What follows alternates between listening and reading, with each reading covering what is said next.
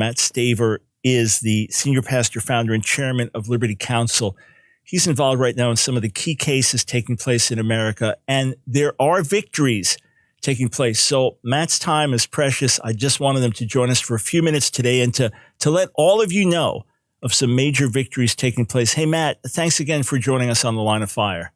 Oh, thank you. It's always my privilege and pleasure to be with you. So let's talk about some good news. We know there's a lot of bad stuff happening. What's some of the big good news that you've been involved with recently? Well, some of the really big news that we've been involved with is the fact that we've got a permanent statewide injunction against Governor Gavin Newsom in the state of California so that they can never, ever again impose discriminatory restrictions on churches and places of worship. They've treated abortion clinics and liquor stores preferentially, but churches and places of worship literally for almost a year. I mean, this is hard to believe. Almost a year in California, even having one person in church or one person in your home that doesn't live there or your apartment condo to have worship or Bible study was illegal. Criminal activity chargeable by up to 1 year in prison and daily fine. So that has come to an end. It's the first one in the entire country, and California has now had to pay $1.35 million as a result of their unconstitutional actions. In addition, all the other churches in California, one that has been fined over $3 million, all of that's coming to an end, and California will have to pay up on those as well. We're using that particular victory to move throughout the rest of the country to free up other churches from these discriminatory restrictions. Now you were involved in Florida with a situation with Rodney Howard-Browne right at the beginning, and Rodney Howard-Browne said, hey, it's discriminatory when you've got one set of laws for one group of people and a different set of laws for churches, and then that immediately changed. So is this a trend that you see potentially happening around the country? Yes, it is. In fact, he got arrested. He got mugshot and sent to jail on the last Monday of March 2020. There was no statewide lockdown, but it was something that just happened at 10 o'clock p.m. on Friday night from the county, and that was discriminatory. He got arrested for that, but then Governor Ron DeSantis, he changed that on April the 1st and issued an executive order and freed up places of worship and churches and attendance thereat. But this is happening around the country. However, we're still, like, for example, litigating in a number of states, including Maine. Maine has the most restrictive laws now in the country. And every day, because in Maine, they think of churches as a myopic thing that you can just download it as a podcast. And for maybe some, that might be true, but many of them are not. Like, for example, the one in Maine, it has 24 men, 24 women, residential, on property, that are there for the discipleship program to free them in Jesus Christ from drugs and alcohol addiction. It's a 12-month program. And so they can meet. There's 48 men and women. They can meet, but they can't have Bible studies or worship because their size kicks them over the limit. And so every single time that they've ever met in the church for Bible studies and worship since March has been illegal. And that doesn't even count all the other, people that are part of the church that are not part of the residential program. So they think of church as this myopic, non-essential kind of gnat that's in the way, and they put it to the side. And it's mostly based on worldview. And in fact, if you go back and look at the governors who have imposed the worst restriction, there is a commonality. One, they're very radically pro-abortion through all 9 months of pregnancy. And two, they're very, very pro-pushing an LGBT and Q agenda. And consequently, if they're not respecting, your freedom in some of these places, they don't respect your faith because to them, it's just non-essential. So that's where a lot of these battles are really focused on. It's really based, and it comes down to worldview in these situations that we're litigating. So in other words, the COVID situation brought to light how much of the society viewed the church, that the COVID restrictions, which, okay, everyone's trying to work for the health and well-being of America, vaccines good or bad, masks good or bad, everyone's trying to sort this out. They have their opinions. But it was the uneven playing field that a liquor store was an essential service, or abortion clinics were providing essential services, but churches weren't. Or in Nevada, gambling casino could meet at half capacity, but you could have a church building that seats 4,000. You couldn't have more than 50 people. So this is a battle that you've been on the front lines for many years now. In your view, are we reaching tipping points where there's a pushback for our freedoms, or is it that every day we're losing our freedoms? I think that there's a combination of that, and I think that there is a combination of there are more attempts to restrict our faith and our freedom. And at the same time, that particular agenda or that worldview or this freedom-killing, crushing agenda is becoming more evident, and that ultimately results in more people pushing back. Now, obviously, with regards to the churches, everyone wants to protect their people. Churches are going to protect their community, it's their family.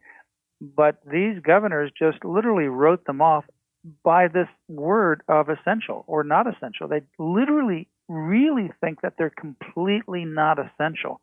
And that's why they elevated abortion clinics, killing children, over, saving people's lives. And as a result, what we've seen happen, like, for example, you go back to Maine again, what has happened in this 1 year? Substance abuse and drug abuse has skyrocketed. Suicides among even teens and young people younger than that have skyrocketed.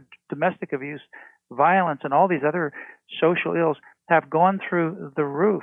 One poll came out and said the only group of people in 2020 that did not decline in mental health were people who were able to attend church.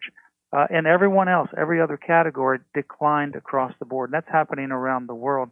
But it's this worldview clash, and I think the more we see that, more people see that unfolding, and especially now with all the things that are coming out with, H.R. 5 and all the other things that we are dealing with in Washington, D.C., people are saying, enough. We literally can't take our freedom or our faith for granted anymore. We have to fight for it. Yeah, and my feeling, Matt, obviously, like you, I've been tracking things over the years and sounding the alarm. But COVID really brought a lot of stuff to the head for many Americans in terms of government restrictions or government overreach. And then with the Equality Act and where that's going now, different states saying no to biological boys competing side by side with biological girls, it really seems that those with a different agenda are overplaying their hand, and that this is the perfect time for us to say, look, this is what we've been talking about all along. You're exactly right. Instead of looking at this time as oh, woe is me, it's certainly a difficult, challenging time. It's really a time to say, here's an opportunity, because people can see what this real agenda is. It's literally like Satan is removing the mask, if you will. The evil is really showing clearly. And what we're seeing, there's not only people pushing back, but why do you see these states pushing back? Because the people are pushing the states. And so, this week in Florida, Governor Ron DeSantis signed a bill, and he's joined now a number of other states that said, no, boys are not going to compete in girls' sports. We're going to protect their privacy, their opportunity, and their safety and health. And here we are in 2021. What we're starting to see is the states in many places around the country are becoming the firewall of freedom. Even on, the mandatory COVID vaccines, or I should say vaccine passports, Yep. You're seeing states draw the line and say, no, not in my state. It's not going to happen, either through executive order or through statute. And you're starting to see more and more of this happening on the state level. Well, where does that come from? It's percolating up from the people, and it's percolating up from, I think, the churches as well.